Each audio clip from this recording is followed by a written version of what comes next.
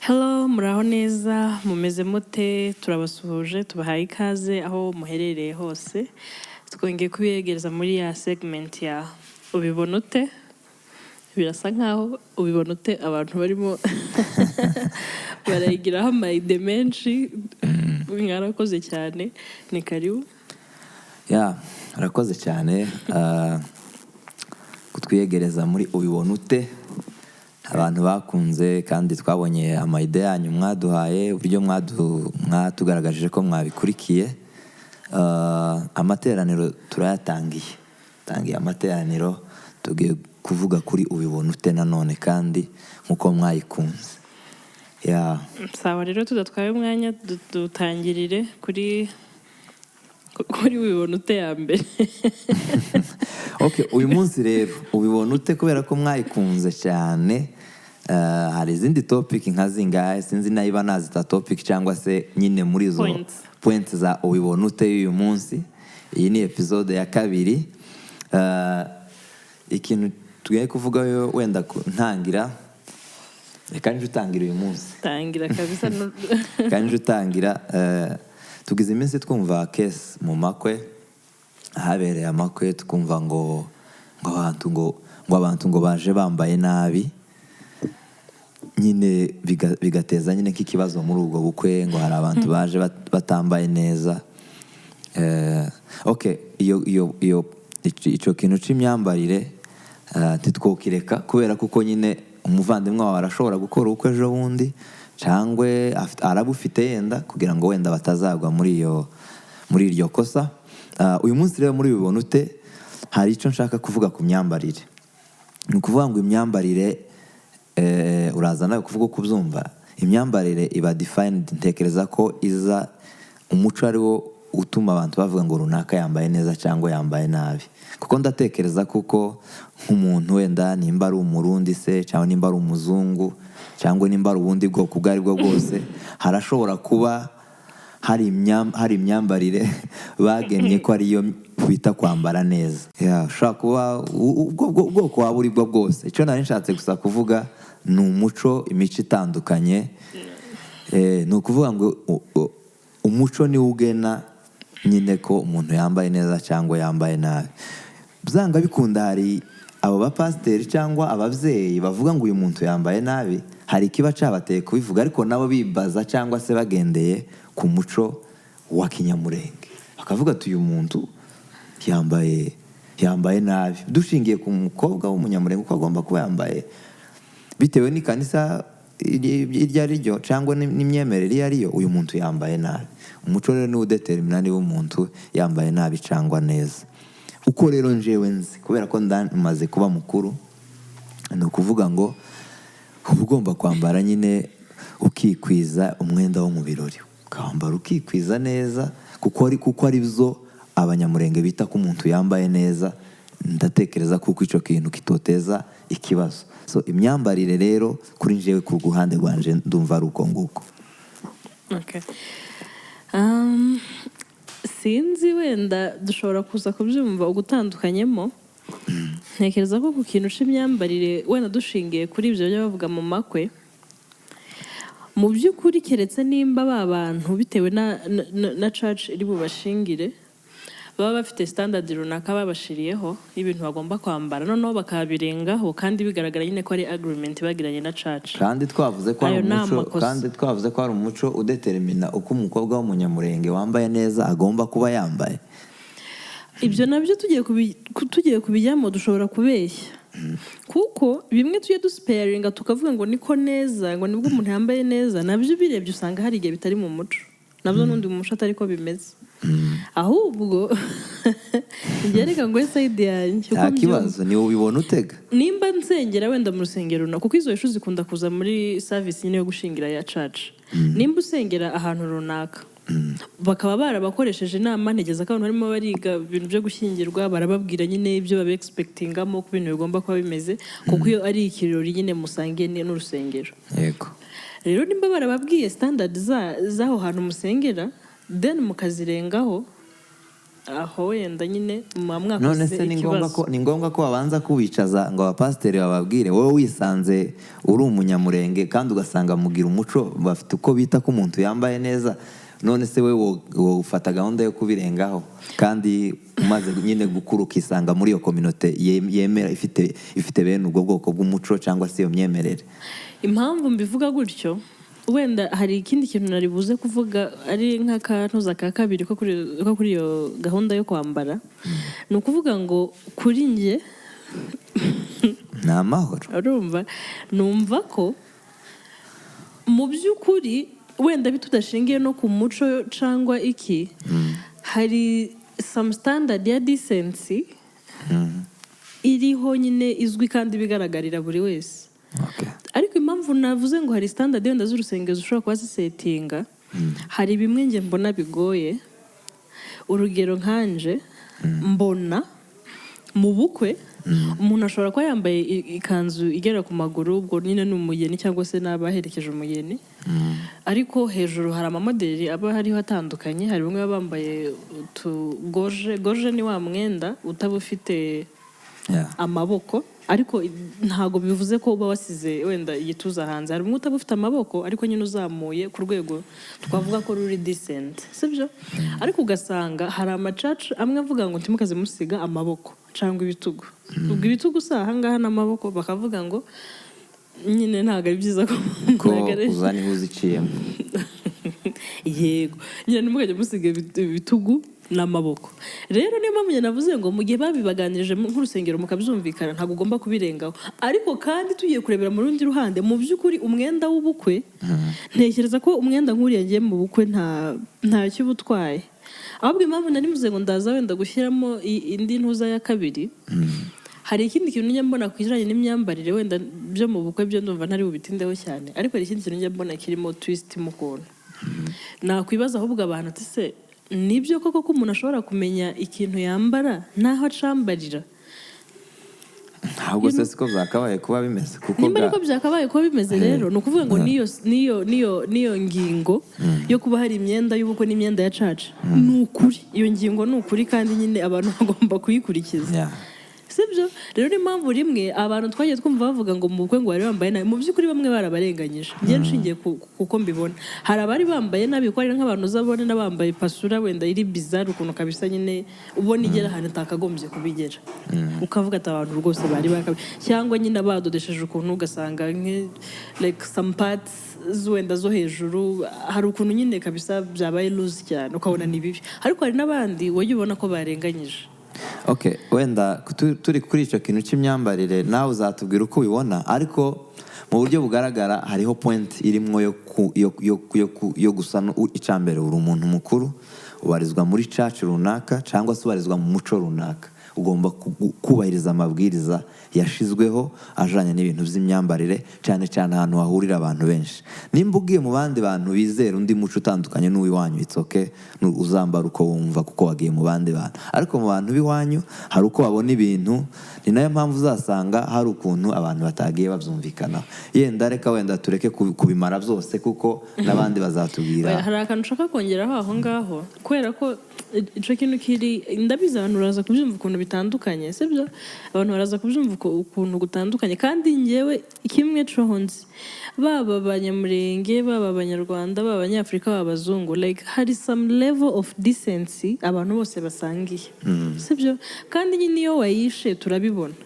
Ariko rero icyo nari ngiye kuvuga ni iki, ni ukuvuga ngo hari imyenda yo kujyana mu materaniro yo ku cyumweru cyangwa se ku wa gatanu cyangwa se like church gatherings nyine z'amateraniro za fellowship zo gusenga, you know. Ngiye hari imyenda numva abantu bagomba nyine kuba bambaye simply because nta luxury irimo mu gihe gusenga, nta show off irimo iragendererwa aho ngaho. Ahubwo hari igihe mbona nk'abantu ukabona mu mbabare wenda kuvuga abakobwa nuko wenda style z'abahungu sinzizi cyane, ukabona nk'umukobwa yaje nko mu rusengero no wa mwenda twavuze wagoje dutekereza ko ushobora kwambara mu bukwe.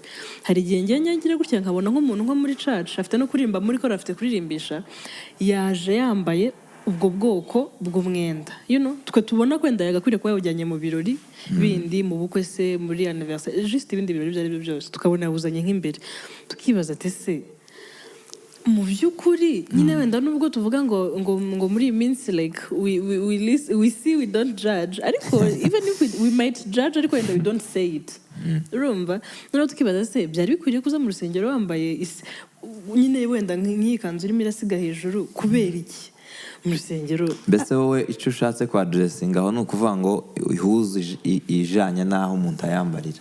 Ihuze rwose igira ahantu umuntu ayambarira nyine bitewe na simplicity igomba kubira aho hantu cyangwa se bitewe n'uburyo mugomba kurengesha bitewe n'aho mugiye. Ariko kurengesha navuze ngo hari some level of decency, n'ubundi wambaye nabi gahanze muri anniversary nyine aba yambaye nabi bigaragara. Ariko hari amamodeli, katuvuge na amamodeli kugira ngo tubyoroshye, hari amamodeli ushobora kujyana mu materaniro, hari n'amamodeli ushobora kujyana mu bukwe. Icyo tukivuyeho, icyo ngicyo tukiveho, tukiri ku bukwe ko twari turondogoye cyane ku bintu by'imyenda. Ariko muzotubwire ko tukiri ku bintu by'ubukwe, reka twihutire cyane ku kintu kijanye na pare. Noneho tuze kuva ku bukwe.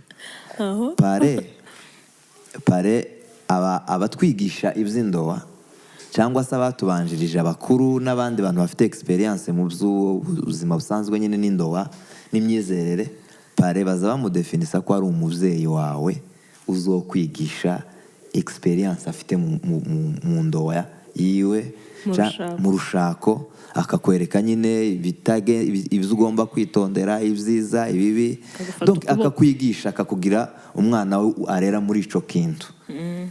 None ubu nyine hari ikibazo turi mu kugenda tubona umuntu akama agenda gusa agasingira umujama wiwe ngo kubera ko ari inshuti ye gusa akama muzana ngo ni pare wiwe. Ariko wabireba ukavate se uyu muntu ko tuhatona adafite level yo kuba yo kwigisha uyu muntu nawe nibwo agikora ubukwe ntarashira ukwezi, iyo experience yayikuye he? Je nkora ubukwe nagize pare w'umusaza, abantu baranseka ngo nagize pare w'umusaza kubera ko nazabona ko ibizayo zose uyu mugabo niwe mukuru nyine agize igihe mu ndoa, amaze imyaka 19, afite imyaka 19 mu ndoa, ibizayo zose si umuntu muto. Ariko ubu nyine dukurura imitekerereze cyangwa intekerezo zacu, tuvugisha ukuri, tubizane. Umuntu akoze ubukwe mu kwa 12, mu kwa 3 kundi mwaka ngo ni pare wawe. Icyo kintu njyewe nabonye giteye ubwoba, kandi birashobora no kuba nyine ari ukudaha agaciro akazi ka wa muntu icyo aba agiye gukora, donc n'inshingano afite kuzakora muri uriya muryango. Mwebwe mubibona gute icyo kintu? Mbwira uko ubibona. Ariko njyewe ukuntu mbibona, mbona bisa naho ari ukurengera. Ushaka umuntu ufite experience akwigishe, kandi nayo uzazokwigisha zose tuzamubiterura byose. Hari ibyo uzabona yuko ko nyine avuze nk'umuntu ufite experience, kandi iyi situation yamubayeho birashobora kutakubaho. Ariko just abo umuntu umenyereye, umukuru kabisa umenyereye, ugize igihe mu ndoa, naho umuntu kuvuga usanga umujama wawe cyangwa ngo nibwo agikora ubukwe ngo niwe ngo wobegwa.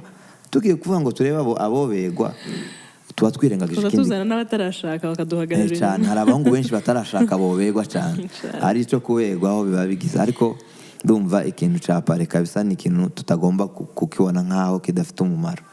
Nanjye wenda ibyo uvuze like nakongeraho bitoya, wenda icyo mvuga usanga ibintu abantu bashingiraho, abo twabonye twagaye ibyo bagiye bashingiraho nyine bahitamo si pare gusa, ni pare na marene, abo babyeyi urumva. Ugasanga turavugisha ukuri kandi muratubwira uko mubyumva. Uwa mbere ngo yarebye nimba ari abagore, nyine akamuye ku ruhande rw'abagore, ngo yarebye ngo umugore ngo ugifite ngo agataye keza ngo uzamuhagarare inyuma ngo akaberewe mu ikanzu. Ni byiza nyine, ni byiza ko uwo muntu ushobora kugera, ariko se mu by'ukuri ni ibyo nyine nibyo ukeneye. Uba warebye gukundi, noneho ugasanga abandi kandi nyine mu byemere nyine, ariko munabihakane musobanure. Hari abandi usanga nk'abantu bari muri Afurika bagiye gukora amakwe, urumva, akahita afata biri no kuri extent umuntu afata umugore n'umugabo batabana juste for the sake of kuguhagarara inyuma. None muri abantu washatse nabo ubwabo atari kapo badafite uko bazabakurikirana, ukahita uvuga ngo ngiye gushaka umugabo ufite amafaranga.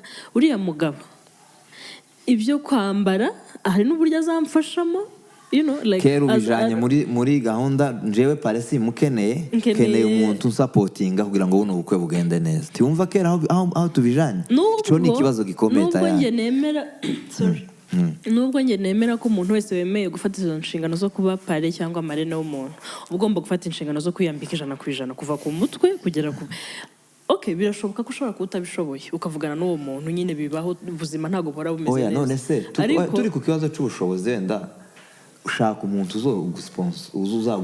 uzaguha amafaranga yo gukoresha ubukwe sibyo ushaka umuntu uzaguha amafaranga yo gukoresha ubukwe ariko noneho atandukanye na pare hari umuntu wo supporting ubukwe ariko si ngombwa ko ahita aba pare ngo kugira ngo ibintu bikunde ngiye nkumva rero abo bantu baratandukanye shaka pare wo kugufasha kugira ngo ibintu bizagende neza uzagisha inama uwo muzicara mukaganira donc nubwo yoba atari umukiriya adafite amafaranga cyangwa yoba ataberewe n'ikoti ariko ico yaje gukora arakibereye ufata uwo nguwo nkuko ndimo ndabivuga rero ni ukuvuga ngo ibyo bintu mu by'ukuri ntabwo ari ibintu twavuga ko nyine ari ibyo gushingiraho n'ugiye kwemera gufata izo nshingano aba agomba kuba azi ko hari uburyo ki azashobora kwisapotinga yo nawe akaba yagusapotinga gusa igitekerezo rusange caba ari ababyeyi ntekereza ko umuntu uzababa hafi ni abantu bo ubwabo babana baziranye apana gufata umugore uturutse aha n'umugabo uturutse ngo juste ngo kubera ko muri inshuti batazagira icyo babamarira abantu nyine bazabafasha ikindi kijya kigora hari abantu izo kesi nazo ndazizi zabayeho umuryango ukaza ukakubwira ngo like you just got married ufite nk'amezi angahe mu bukwe hari undi mubyara wawe ugiye gukora ubukwe nyine wenda nta muntu azi ntaki none it's like nta n'amahitamo ufite you don't even have to wowe nta no gushaka kuba pare w'uwo muntu bagahita bakubwira ngo uyu muntu mu rwego rwo gushyigikira umuryango mu rwego rwo kugira ngo ibirori bigende neza ugomba kumubera pare none ugasanga wa muntu ntimunaziranye nturi n'inshuti ye nta naho muzanahura ngo muganire uragiye gusa umuntu yagiye afosinze ibintu muvuganye ibintu mwanze kwemera rero ngo nyabuna barahatirije uragiye uhagaze inyuma y'umuntu ku bukwe ariko uwo muntu mu by'ukuri nta kintu na kimwe mujye muhuriramo biragoye ko muzanaganira ngo muvugane iminota ingahe ugasanga nyine umuntu yemeye kubera iyo pressure ariko rero ibyo nabyo ibyo wenda tubirekera muzotubwira naco sawa ikindi kintu muri bibona ute nyine gico kirasa n'igisekeje ariko kiranababaje hari ibintu bijya bipfa ndabivuga mu buryo bubiri ngiye mu by'ukuri ibyo bintu byarantangaje niyo mpamvu nyine navuze ngo tubishyiremo mu muco tuzi ko umuntu muto iyo ahuye n'umuntu mukuru ngo umuntu muto ngo araceceka noneho umuntu mukuru akamusuhuza akamuramutsa akamuramutsa whatever dushobora kubyita ariko ubu ngubu abantu bakuru nabo nyine hari ukuntu wenda sinzi nimba ari shuguri nyinshi cyangwa abantu bari busy abantu bakuru nabo bari busy noneho ugasanga uhuye n'umuntu dore ubundi hari ukuntu mu muco nk'umuntu mukuru tuvuge nk'abantu bari mu kigero cy'ababyeyi bacu hari ukuntu nyine yakuzi ashobora kuba ari nka hariya uri kuza juste akatangira mutaranahana nuko wenda agatangira kuvugisha akakwereka ko nyine mugiye guhura mu gikorwa yishimiye ko muhuye nyine noneho ukabona urimo ugenda wapurocinga umuntu yacecetse noneho ukibaza uyu musaza se bana yanjye ndamucaho mbese mugiye guhura mugiye guhura cyangwa muri kumwe mugeze mu kadistance gato umusaza abandi yakwihorera se mani umusaza noneho ndamutanga se muramutse mva kumutanga gawe ni option ubusigaranye ukibaza ndamucaho azavuge ngo umukobwa ngo kwa naka cyangwa umwana wo kwa naka nyine yanciyeho niyansuhuza kandi arakuzaza ababyeyi azibasuhuza bandi noneho ukavuga ati ibintu gabo kugira ngo ukahita uvuga ati mwiriwe noneho ugasanga bamwe hari n'ukuntu nabimubwira akahita akubwira ngo ariko ngo abana ngo b'iki gihe gusuhuza abantu nyine none se ubu kuko wowe nayahe mahitamo wampaye watumye nyine ngusuhuza icyo kintu rero nyine abantu bakuru sinzi nimba bazajya batworohereza cyangwa niba tuzajya twihangana tukabasuhuza noneho gahunda zo kwikiriza zikaza nyuma ikindi icyo ngicyo wenda uraza gutangaho amayinite nta kibazo ikindi hari abantu ni ikindi ugiyeho kitari ico kijya gusuhuzanya tujoro hari igihe njye mbibona sinzi nimba mwe mutajya mubibona kandi noneho to be specific munyemere mvuge gutya njya mbibona mu banyamurenge cyane mukaba muri nk'ahantu nko mu bukwe cyangwa nko mu rusengero kuko tuvuga mu bukwe no mu rusengero niho duhurira henshi mu kazi ntabwo dukorana buri wese agira ke azabyuka akajamo nyine aho niho tuba twahuriye ukaba wicaye nka gutya urumva urumva iyo umuntu arimo arakureba sinzi wenda nimba n'undi muntu abifilinga ari nk'ukuntu umuntu arimo arakureba gutya cyane ugeraho nyine I don't know like uzi ubisensinga ko hari umuntu wakureba hari umuntu wagutumbiriye noneho ukagira gutya urimo urareba nk'ari imbere ukabona umuntu arimo arakureba ukicecekera nyuma y'iminota ingahe wahindukira ujya kumureba nyine wenda ushaka kumenya nimba hari icyo umufasha cyangwa nimba hari ikitagenda ukabona wa muntu ameze gutya mwahurira hanze ukabona wa muntu yagutumbiriye noneho njye nkibaza rero ngewe rimwe iyo bibaye mpita ngusuhuza nkubaze bimeze bite ko ndebye cyane se uranzi like wenda ushobora kumurashaka aho kumenya aho unzi nyine tuganire noneho ariko ugasanga n'igihe umureba nyine wenda kubera ko yakurebye cyane nawe abizi ko ibintu ariko biriya agahita anagenda cyangwa akareba hirya noneho njye nkibaza aba yagutumbiriye nimba urimo urabona umuntu ukabona wenda ushobora kuba umuzi njye ntekereza ko intambwe iri wise ushobora gutera ni ukwapurocinga wa muntu ko twese bitubaho hari igihe ubona umuntu ukabona uramuzi ariko ntabwo urimo uramenya aho umuzi cyangwa se umufiteho n'ikindi gitekerezo ukamwegera ukamusuhuza mwiriwe mwaramutse ese waba uri runaka w'ahangaha n'ahako mbona nshobora kuba nkuzi cyangwa se yewe n'ikindi kintu cyose cyatumye umureba gutyo ukaba wakimubwira kubivuga ntacyo bitwaye ariko noneho ukibaze uyu muntu ndagira ngo ndagutwaye umuntu ukabisa arakureba ukagira ngo umufitiye nk'ideni akakureba biza bitubaho cyane wahindukiraho ukamusanga umuntu yagutumbiriye kandi yakuramukije noneho ukibaza ati se ni ikihe kibazo cyabaye hano ariko kandi njyewe ntekereza ko mu gihe wabonye umuntu ukumva uramwishimiye cyangwa hari ukundi ni ngombwa guhita umusuhuza mumenyane juste ugenda tugume no kumureba ni umuco mwiza umuntu wese uramubwira ati mwaramutse mwiriwe muri aho ukagenda cyangwa nk'abantu bafite nk'amashopu yo ku muhanda ni urugero cyangwa n'iyi njye hari ahantu nyine twagiraga shopu like najyaga mbibona uzi ko hari igihe umuntu acaho agashyiramo amaso gutya mu nzu akarebamo akareba utumva urugero runini akabareba akarinda noneho ukibase mana wadusuhuje mwene data watubwiye ngo mwiriwe cyangwa mwarimu waretse gukomeza urimo urinjiza amaso mu nzu y'abandi gute si ikintu cenda kurangira ni ukuvuga ngo icyo kigiye gushira ubu nyine kiracakomeje gusa nyine wenda icyo twari tubivuzeho ni ibintu bimwe bigenda bigaragara nyine bishobora no kuba zotera uwo muntu watumbiriye kugira ibyo uzatekereza kandi yenda ari nta wibaza ibintu byinshi nk'abagore murabizi ukuntu bagira complex muri Kenya bagira ikintu cyo kumindinga business yawe waba uri mu kintu cyawe ukabura aho ngaho ukamindinga business yawe nimushaka no gusuzuma umuntu ukamusuhuza ariko ugahita ukomeza ni ukuvuga ngo icyo ngicyo nacyo kiza kigaragara nk'abagore urabizi ukuntu wenda nyine dutekereza utuntu twinshi utangira akabasemanya umusatsi wanjye wasambaguritse se umwenda wanjye se wagize ikibazo bimeze bite uyu muntu uko arimo arandeba gutyo noneho nyuma ukaza kubona nyine nta n'ikibazo gihari rero ibyo bintu tutabitinzeho nyine mwese murabizi mutubwire nimba mubizi nimba bijya biba kandi n'ujya ubikora buriya gusuhuza umuntu rwose tubwire ikindi tubivuge mu rurimi rw'ubusirimu ni ubusirimu mujye musuhuza abantu byo kubareba byo nyine tuzabigabanyemo ukuntu ikindi kintu kijya kinshanga sibyo ni umuntu ukwandikira ubu ngubu akakwandikira ni mu gitondo nturi ku murongo ntago mwavuganye kwandikira kuri WhatsApp nayo ngiye kubivuga ntago azi gahunda cyangwa kuri Instagram just on socials ntimwavuganye ukabona umuntu arakwandikiye ngo saa sita ngo turahura ni urugero nimba ari nka gahunda ndashaka ko mukorana gahunda yo kuri WhatsApp ngo ndagusura none ukibaza ako se mana yanjye iyo urimo uranshakira kuri nyine kuri WhatsApp ku mbuga nkoranyambaga kuri WhatsApp cyangwa kuri Instagram nta tegeko ry'uko ngomba kuba ndi online 24/7 rihari ntabwo ugomba kumpera gahunda hariya hantu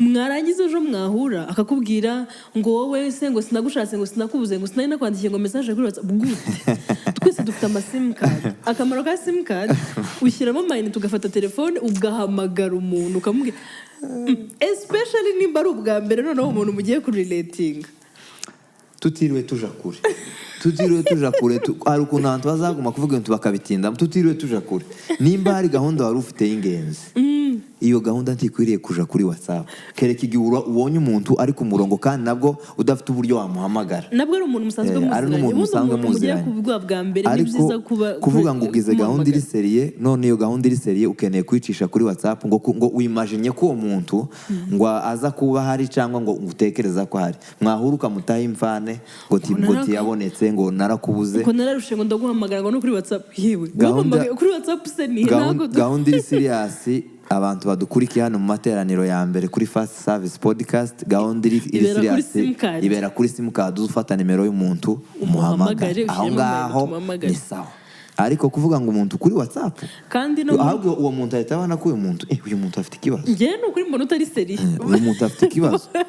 Ikindi kandi mu rwego rwa respect, nimba ari nk'umuntu mukuru noneho ushaka, wenda tuvuge nk'amwe mujya mukora nk'ibintu byo gutegura ibiterane n'ibiki, like urimo urashaka nk'umuntu wenda Umupasiteri se cyangwa uramufasha umwandikiye kuri WhatsApp cyangwa uranamuhamagaye kuri WhatsApp, how gura amayinite, hamagara uriya muntu, muhamagara umubwira ati nyine abone ko ibintu. Yeah.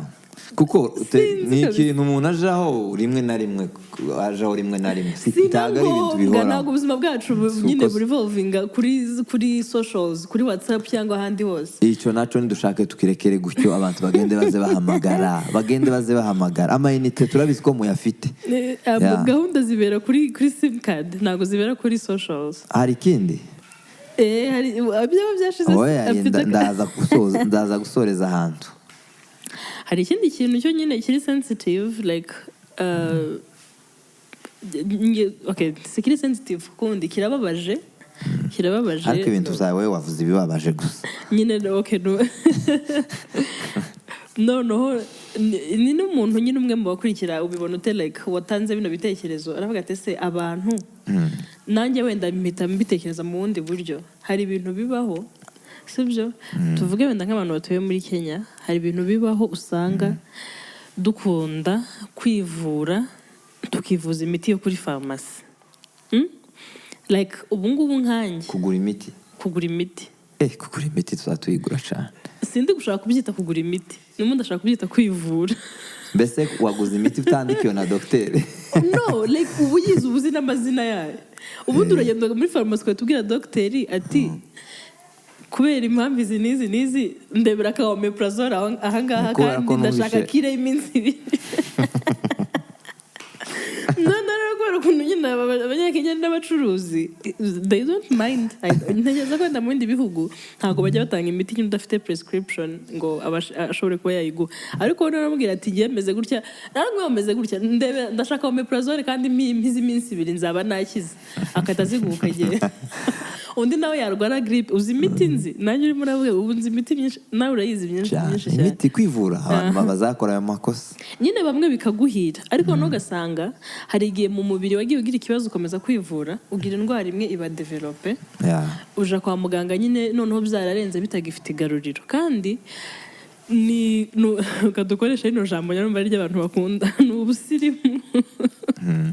Kandi ni ikorwa cy'ubwenge ko nyine umuntu ajya kwa muganga from time to time agakora check-ups, like akamenya uko umubiri umeze, bakagupima neza, bakaza bareba niba nta kibazo wagize.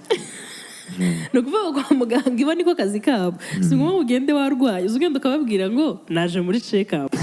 Kuvuga ngo umuntu wari ufite gahunda yo kuba yoza ku bitaro igihe gikwiriye bamuzanye bamwikoreye ku gipoyo kandi yaragomba kuza akiri muzima kubera impamvu zo kwivura. Uragenda kwa muganga bafite ibipimo bafata amaraso n'ibindi bitandukanye, bakamenya niba hari ikintu bakeneye gukurikirana, wowe utanazi bitasabye ko uri muri yumva nabi mu mubiri. Mu magambo make abantu bipimisha, abantu baza bagenda bipimisha, bareke kwinjira mu dufarumasi ngo nyangomeza kumva ngo munda hanja, yarumva ngo mu kuboko ngo hanja, ngo none ngo mpa pain killer. Kandi turazizi, tuzi imbwa iri strong, tuzi utundi twa gake.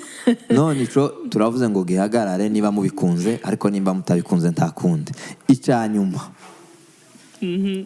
Icyanyuma ni ikintu kivuga ngo, kandi nacyo twabonye gisa n'igiteza ikibazo.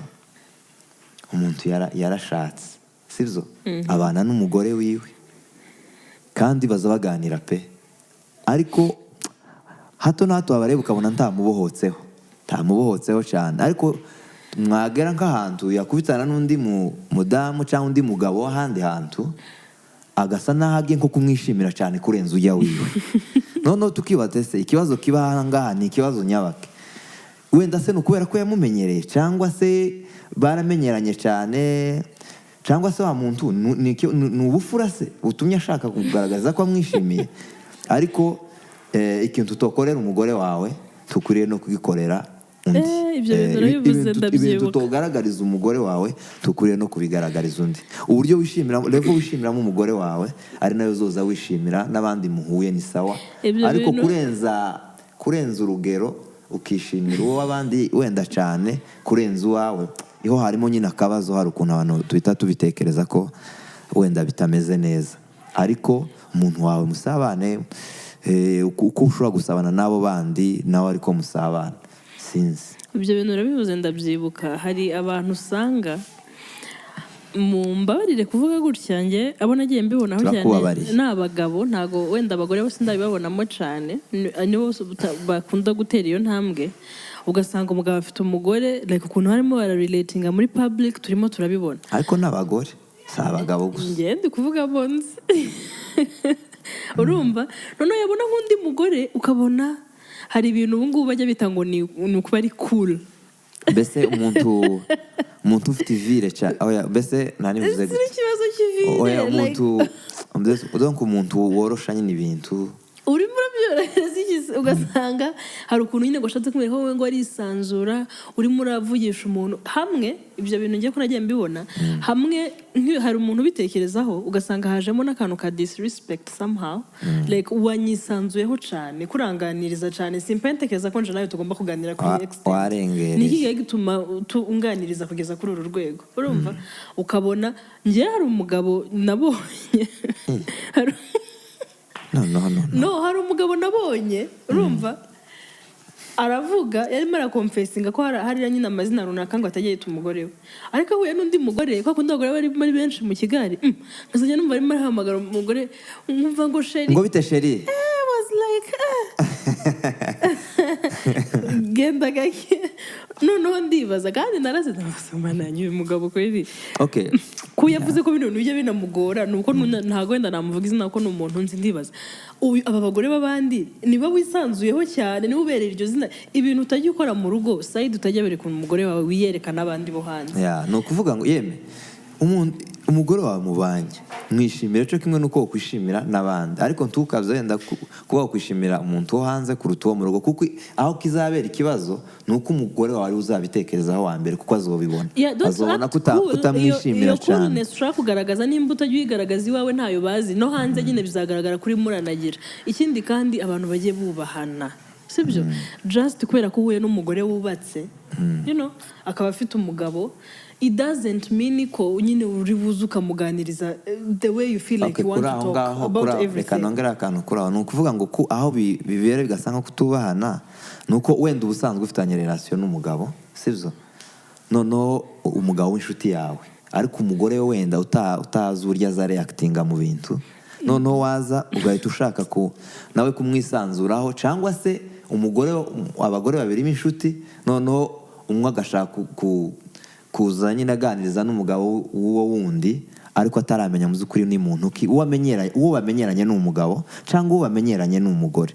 Ni byiza yuko nyine utahita wihuta cyane mu biganiro utaramenya uwo muntu. Hari couple ziba zifitanye umubano, urabona ziziranye, abagabo n'abagore bose nyine ari inshuti, ari abantu bameze nk'umuryango, mufite uburyo muhura mukaganira mwese muri rusange, ibyo nta kibazo kibirimo.